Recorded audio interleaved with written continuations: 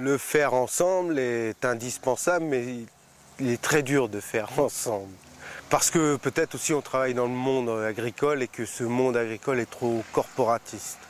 Les manadiers sont farouchement individualistes et c'est très compliqué d'arriver à faire des actions collectives. C'est plus de la collaboration, mais de là à dire qu'on a des projets ensemble, on ne peut pas dire ça, je pense pas. Le soutien, c'est de me faire paraître le soutien, comme tout.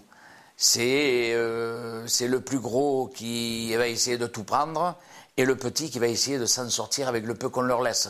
On a réussi à faire des choses simples qui concernent plus le quotidien, même si on ne s'entend pas tous forcément comme des amis, quoi. Mais on peut travailler ensemble. Ensemble, on est beaucoup plus, à la fois plus fort et plus intelligent. Dans n'importe quel groupe, le fait de confronter des idées, de scoltiner des oppositions, ça permet de dire j'ai peut-être pas raison, l'autre, ça m'a énervé ce qu'il a dit, mais finalement, à la réflexion, c'est lui qui me fait avancer, quoi. Nous, par exemple, en tant qu'agriculteurs, on arrive à s'entendre pour s'échanger des productions, pour aller à des réunions sur des projets. C'est assez restreint, tu travailles toujours avec les gens avec qui tu as les meilleures idées. Nous, on est sur des CUMA où on travaille en entraide, mais ça ne se fait pas tout seul. Peut-être il y a quelques années, on passait des contrats moraux et ça a coulé de source. Maintenant, on est obligé d'écrire les choses, de faire des règlements intérieurs, de dire, voilà, toi, tu as 100 hectares, tu vas travailler tant de jours et fournir tant d'heures de tracteurs. Alors, un des très bons exemples de vivre ensemble en Camargue, c'est le rôle dans les manades des gardiens amateurs, qui sont des cavaliers qui ont une autre profession, bien entendu. Donc, dans les amateurs, il y a toutes les catégories socio-professionnelles, de l'ouvrier au PDG, en passant par le boulanger ou le pharmacien ou l'électricien.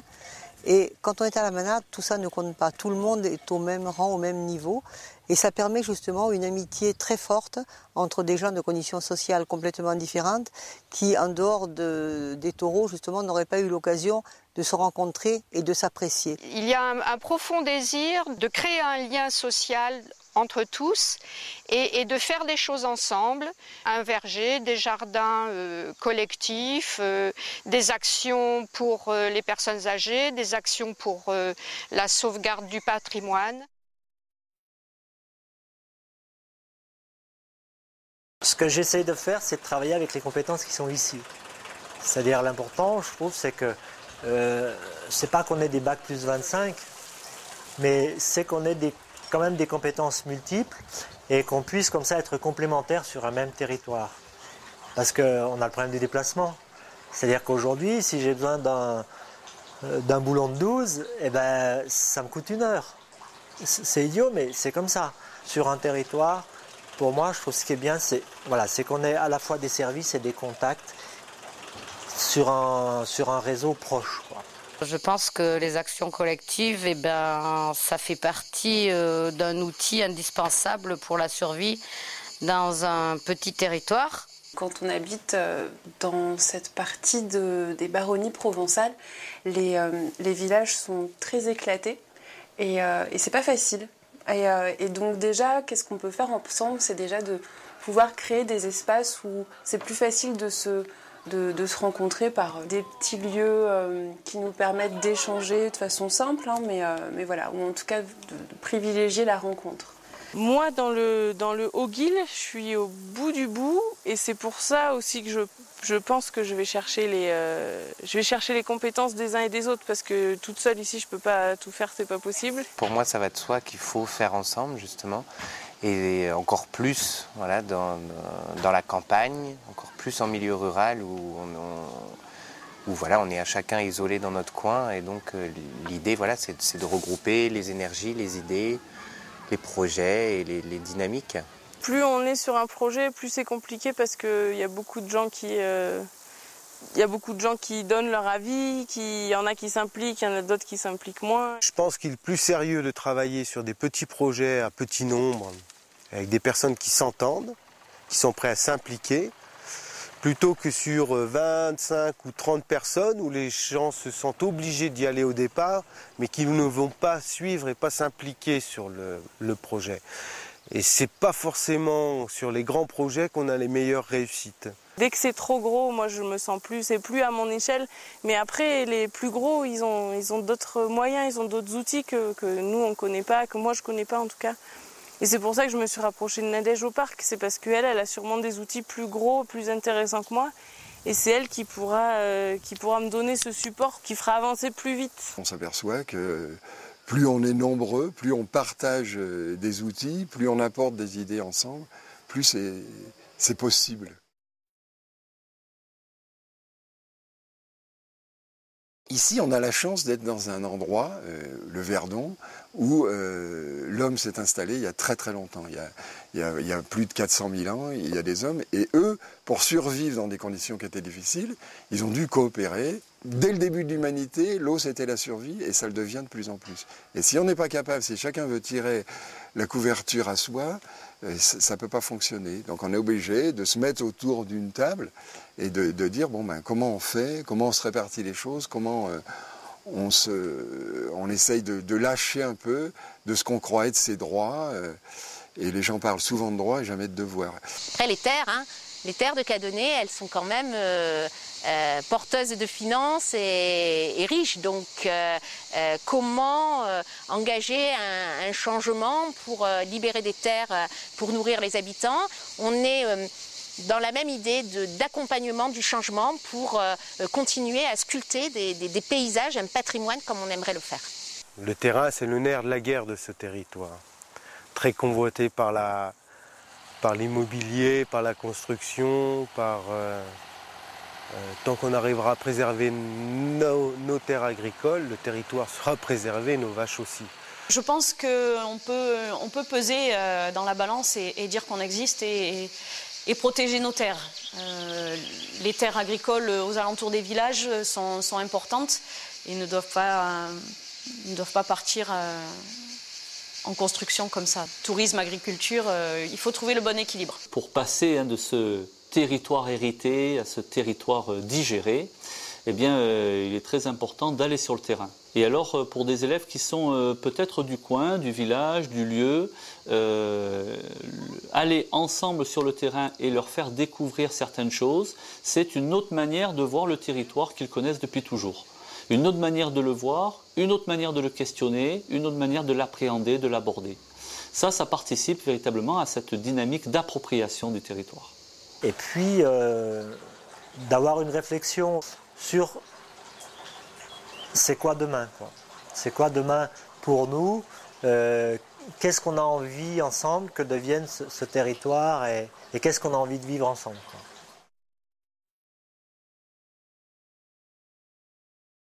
C'est vrai que quelque part, on peut dire pourquoi vous n'y allez pas, vous, à mobiliser les habitants. Je pense qu'il faut une impulsion et cette impulsion, il faut une légitimité pour pouvoir effectuer cette impulsion. Et je pense que les acteurs comme la mairie ont vraiment, ou le conseil général, ou les acteurs publics en général, ont vraiment cette légitimité que moi, je ne me sens pas d'avoir en tant que citoyen lambda. Pour que ça soit reconnu et que ça ait vraiment de l'effet, j'ai l'impression qu'il faut toujours passer par ce côté institutionnel qui, comme je vous le disais tout à l'heure, nous on lance une petite idée en tant qu'habitants et hop, ça va aller se ranger dans une case d'une plus grosse institution comme le parc ou comme la Comcom ou comme les offices du tourisme et qui eux vont la traiter un petit peu à leur sauce. Donc notre idée, notre petite idée de terrain qui prend des fois 3 mots et qui est concrète, elle va toujours un petit peu se perdre dans les cases toutes préfaites des institutions et où on s'y retrouve pas forcément. Et après, ça va revenir vers nous, mais en un projet abouti, mais différent forcément de ce que nous on voulait à la base. Actuellement, ils le savent, il y a une mutation qui est en train de s'accomplir. Il y a de plus en plus de gens qui viennent de l'extérieur, des étrangers, comme on dit. Eh bien, plutôt que de se replier, de voir ça comme une agression, plutôt de le voir comme une richesse et d'accueillir ces gens-là qui souvent ont des parcours professionnels très intéressants, qui ont des compétences. Ils veulent rester discrets, mais en même temps, je suis sûr qu'ils sont prêts à proposer leurs compétences, leur professionnalisme dans des domaines qui forcément intéressent les municipalités. Ce que j'aurais à dire aux élus, aux institutions, Merci d'entretenir des rapports simples et une écoute avec les habitants. Je pense que c'est très important. Un élu se doit en tout cas de représenter ça. Et puis après, à l'écoute aussi des habitants dans leur capacité, leur faire confiance dans leur capacité de développer le territoire, une confiance aussi sur leur capacité de les accompagner dans leur mission d'élu. Il ne faut surtout pas écouter les structures comme le parc, il faut plutôt qu'elles soient à l'écoute. C'est elles qui recueillent et de ça sort une volonté commune et une coopération possible. Les experts, les bureaux d'études, c'est très important. Mais il faut qu'ils soient très très forts parce que il ne faut pas qu'ils arrivent avec des idées toutes prêtes et il faut vraiment qu'ils soient à l'écoute parce que les gens, même le facteur, n'importe lequel des acteurs, il a des idées et ces idées, il faudrait faire un grand brainstorming parce qu'il y a beaucoup de choses qui en sortiraient. Ces structures locales qui ont, pour moi, qui ont un rôle d'être un lieu de rencontre. Voilà. C'est pas à elles de décider pour une population, c'est pas à elles de dire ce qu'il faut faire, parce qu'en fait, toute l'inventivité, toute l'imagination, tout ce qui fait avancer un territoire, ça vient des gens. Eh bien, je dirais aux élus, essayez de ne plus vous tirer dans les pattes, rassemblez-vous, essayez d'être cohérents les uns et les autres. Et si chacun prenait ses compétences et allait au bout tout en informant les autres, eh bien, tout irait bien. Mais n'oubliez pas que nous, on a des idées, les habitants, on a des projets. Et on est grandement intelligent aussi et on peut être très actif.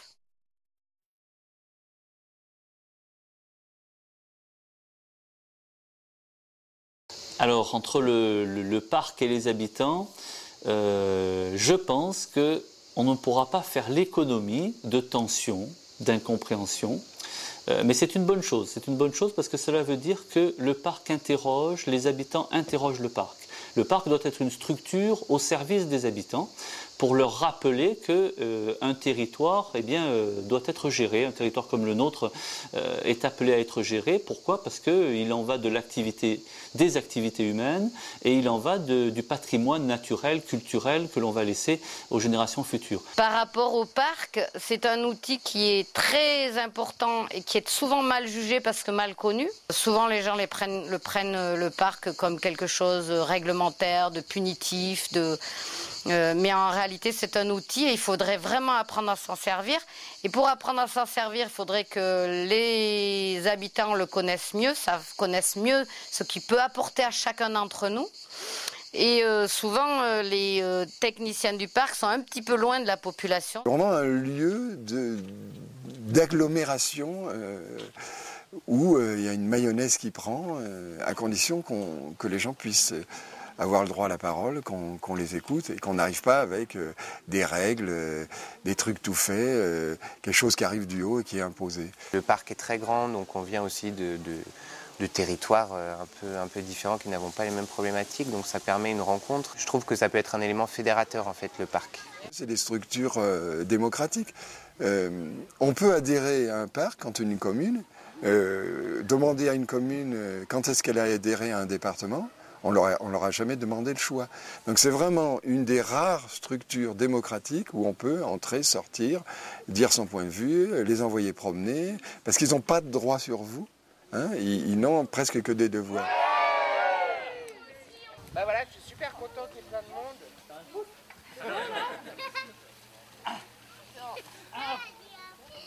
La parole a été très riche et amène donc des sujets de débat sur le comment vivre ensemble, le comment faire ensemble dans les périodes difficiles que nous traversons.